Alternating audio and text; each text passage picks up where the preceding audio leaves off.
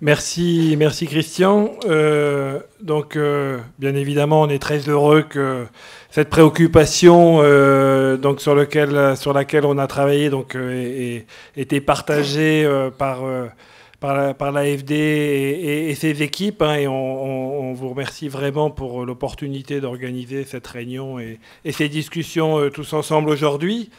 Donc effectivement, on va avoir une séance en 3 heures où on va essayer de revenir sur les éléments forts de la synthèse dont Christian a évoqué quelques mots à partir de l'agenda que vous avez compris bien chargé de questions qu'il y a autour de la thématique du Conseil.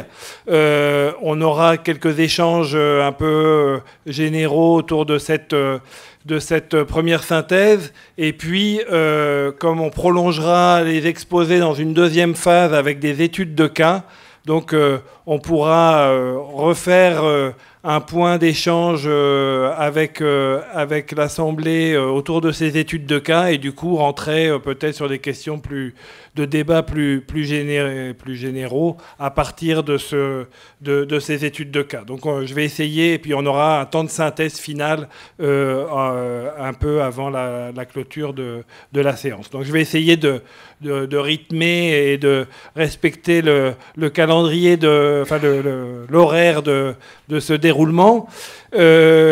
Juste peut-être avant de présenter les collègues, donc rappeler quand même d'où vient l'initiative de relancer cette thématique. À l'origine, je crois qu'on peut dire que c'est une petite équipe technique qui a donc composé de collègues du CIRAD, notamment Guy Faure et Patrick Duguay, de collègues de Serre France, Alain Fournier et Jean-Christophe Claus, de collègues de l'IRAM, Christophe Rigour, et les partenaires avec lesquels ils travaillaient. Donc ils avaient eu un certain nombre d'études, là je parle de 2017 déjà, ces premiers questionnements partagés autour d'études de faisabilité sur des projets ou des programmes de conseil, et puis après des activités d'accompagnement sur ces terrains, et avec un questionnement un peu transversal à ces différentes études.